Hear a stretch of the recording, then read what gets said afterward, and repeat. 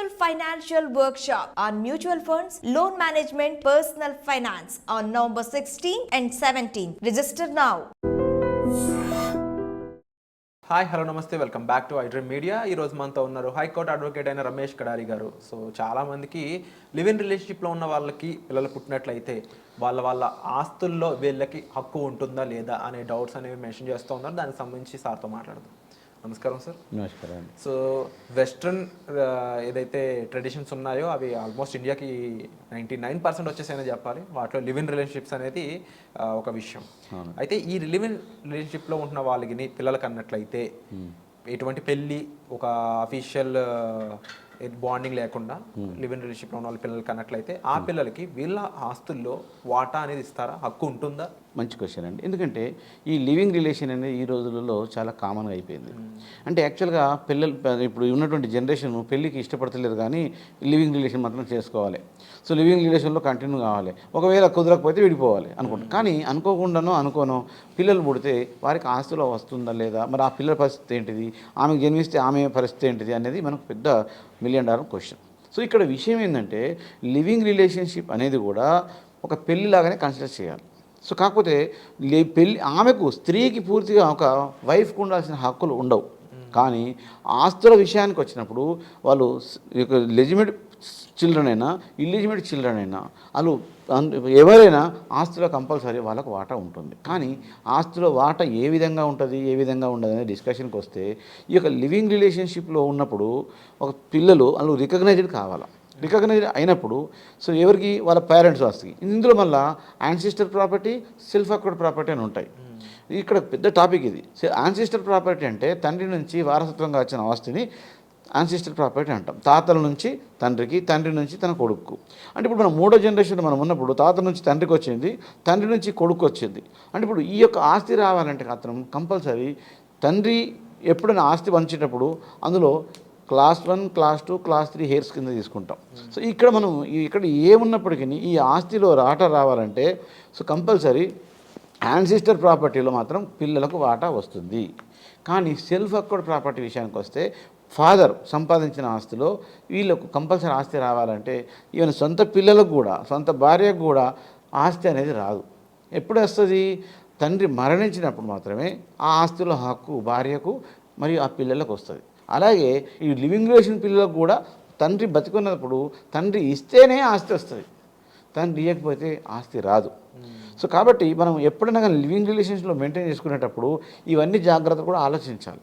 So living relationship అనేది ఈరోజు common అయిపోయింది, మనం ఉంటున్నాము, చేస్తున్నాము, సో జరిగిపోతుంది కాలం అనుకుని కాకుండా ఫర్దర్ జనరేషన్లో మనకు ఎలాంటి ప్రాబ్లమ్స్ ఫేస్ చేస్తున్నాయి, ఇది మనకు ఈ సరైన ట్రెండా, ఈ యొక్క ట్రెండ్ వల్ల మనకు లాభాలు ఉన్నాయా, నష్టాలు ఉన్నాయా, సో స్త్రీలు ఏ విధంగా నష్టపోతున్నారు, సో పురుషులు కూడా ఎట్లా మోసపోతున్నారు స్త్రీల వల్ల, లివింగ్ రిలేషన్షిప్ వల్ల ఉంటాడు, రేపు పొద్దున పెళ్ళి చేసుకుందాం విడిపోదాం అంటే మళ్ళీ తర్వాత పెళ్ళి అయ్యేటప్పుడు మళ్ళీ అడ్డం వచ్చి నువ్వు నాతో రిలేషన్షిప్ ఉన్నావు, నీకు ఎట్లా పెళ్ళి అవుతుంది అని కేసు పెడితే వాళ్ళు 5 years రిలేషన్షిప్ ఉన్న వాళ్ళు కూడా మళ్ళీ 376 కేసులు పెడుతున్నారు. ఇది చాలా చాలా దారుణం. లివింగ్ రిలేషన్షిప్ ఉన్నప్పుడు ఏమనుకుంటారు, ఏదో ఒక అగ్రిమెంట్ చేసుకుంటారు, ఆ తొందరపాటిలో నిర్ణయం తీసుకొని తీరా విడిపోయిన తర్వాత అతను వేరే జాబ్ వచ్చి గవర్నమెంట్ జాబ్, ఈ మధ్య దగ్గర చాలా కేసులు ఉన్నాయి. ఒక అమ్మాయితో రిలేషన్షిప్ మెయింటైన్ చేశాడు, బాగా కలిసి ఉన్నాడు, ఆ తర్వాత జాబ్ వచ్చిన తర్వాత అమ్మాయిని వద్దు అన్నాడు. ఆ అమ్మాయింది నాతో ఇన్ని రోజులు కలిసి ఉన్నాడు, అతను 376 క్లాస్ పెట్టారు. 376 క్లాస్ 2 కింద కేసులు బుక్ అవుతాయి. ఎందుకంటే ఆమె ఇష్టంతో మాత్రమే ఆయన దగ్గరికి వచ్చింది కాబట్టి దాంతో శిక్షలు అనేది 376 అన్నప్పుడు రేప్ కేసు పట్టినప్పుడు రేప్ కేసులో పూర్తి రేప్ కేసు కింద కాకుండా క్లాస్ 2 అని పెట్టినప్పుడు కొంచెం రిలీఫ్ ఉంటుంది, బెయిల్ దొరుకుతుంది. కానీ అతనికి ఎప్పటికైనా జాబ్లో రిస్కే. సో ఒకసారి గవర్నమెంట్ జాబ్ వచ్చిన తర్వాత ఒకసారి కేసులు ఉన్నాయంటే జాబులు రావు. సో కాబట్టి మనము లివింగ్ రిలేషన్ మెయింటైన్ చేస్తున్నాము అని అనుకున్నప్పుడు నీకు ఫ్యూచర్ గురించి ఆలోచించుకోవాలి. ఇది ఎక్కువ సాఫ్ట్వేర్ ట్రెండ్లు మాత్రమే ఎక్కువ జరుగుతుంటుంది. సో వాళ్ళు రూములలో కూడా కలిసే ఉంటున్నారు, కలిసే చదువుకుంటున్నారు, కలిసి జాబులు చేసుకుంటున్నారు. సో వీళ్ళు కూడా మనం కొంచెం లివింగ్ రిలేషన్ మెయింటైన్ చేసేటప్పుడు ఆస్తులు హక్కులు అనేటివి కాకుండా ఫ్యూచర్ అందులో రిమార్క్ కాకుండా పిల్లల భవిష్యత్తు ఏంటో చూసుకొని చేసుకోవాలి. సో ఆస్తులలో మాత్రం లివింగ్ రిలేషన్షిప్లో పిల్లలు పుట్టినట్టు ఆస్తి మాత్రం కంపల్సరీ వస్తుంది. కాకపోతే కొన్ని కండిషన్స్ ఉంటాయి. అది అన్సిస్టర్డ్ ప్రాపర్టీ, సెల్ఫ్ అక్వర్డ్ ప్రాపర్టీ, ఏ ప్రాపర్టీ అయితే ఏ విధంగా వస్తుంది అనేది. సో మనకు 1956 సో సక్సెషన్ యాక్ట్ అని ఉంటుంది, హిందూ సక్సెషన్ యాక్ట్ 1956 ప్రకారంగా మాత్రమే ఈ ఆస్తులు పంచబడతాయి. అంటే సార్ మనకి చాలా మందికి తెలిసిన ఒక విషయం ఉంది ఏంటంటే అన్సెస్ట్రల్ ప్రాపర్టీస్లో హెరిడిటరీగా వచ్చే వాటిలో తాత ఆస్తి కంపల్సరీ మనవడికి వస్తుంది అనేది ఒకటి ఉంటుంది. అలాంటి సిచ్యువేషన్స్లో కూడా కంపల్సరీ వీళ్ళు మ్యారేజ్ ఓరియంటెడ్గా వచ్చిన పిల్లలు అయితేనే వస్తుందా, లివ్ ఇన్ రిలేషన్షిప్లో తన డిఎన్ఏ ఉంటే సరిపోతుందా? ఎందుకంటే ప్రూఫ్ అనేది ఇక్కడ డిఎన్ఏ అనేది సరిపోతుంది కాబట్టి. సో అక్కడ లివింగ్ రిలేషన్షిప్లో పుట్టిన పిల్లలకు తాత ఆస్తుల నుంచి మనమడ ఆస్తి కంపల్సరీ వస్తుంది, డౌటే లేదు అందులో. ఇన్ కేస్ డిఎన్ఏ ప్రూవ్ అయ్యాక ఆ లివ్ ఇన్ రిలేషన్షిప్లో ఉన్న అబ్బాయి వద్దు నాకు సంబంధం లేదని చెప్పినా సరే అమ్మాయికి పిటిషన్ వేస్తే మీ ద్వారా ఆ అమ్మాయి రైట్ఫుల్గా ఆ ఆస్తిని క్లెయిమ్ చేసుకోగలదా తన బిడ్డను చూపించి? తనకు పార్టీషన్ సూట్ ఉంటాయి. పార్టీషన్ సూటు వేసుకున్నట్లయితే సివిల్ కేసులలో, సివిల్ కోర్టులలో, సో తనకు పార్టీషన్ సూట్లో ఈ ఆస్తి మాది, మా గ్రాండ్ ఫాదర్ది, నేను సో అండ్ సో సన్ని, కాబట్టి నాకు ఈ ఆస్తిలో వాటా ఉందని చెప్పి వేయచ్చు. ఈ పిల్లలు మైనర్ అయినప్పుడు పిల్లలు మైనర్ పీరియడ్ కూడా ఆ యొక్క వాళ్ళ మదర్ కూడా ప్రాపర్టీ క్లెయిమ్ చేసుకోవచ్చు. మైనర్గా ఉన్నంతసేపు అమ్మాయికి సంరక్షణ గార్డియన్ కింద వేసుకోవచ్చు. సో ఎప్పుడైతే ఎదిగిన తర్వాత కూడా వాళ్ళ ఆస్తుల విషయంలో గొడవలు వచ్చినప్పుడు అన్సిస్టర్డ్ ప్రాపర్టీలో తప్పకుండా వీరికి వాటా వస్తుంది. ఎందుకంటే మీకు మనం డిఎన్ఏ దాకా కూడా పోవాల్సిన అవసరం లేదు. ఎందుకంటే ఫలానా వాళ్ళ కొడుకు అని అంత ఏజ్ వచ్చినప్పుడు మనం చిన్నప్పుడు సర్టిఫికేట్లో రాసుకుంటాం, బర్త్ సర్టిఫికేట్లో సన్ డ్రైవర్ అని.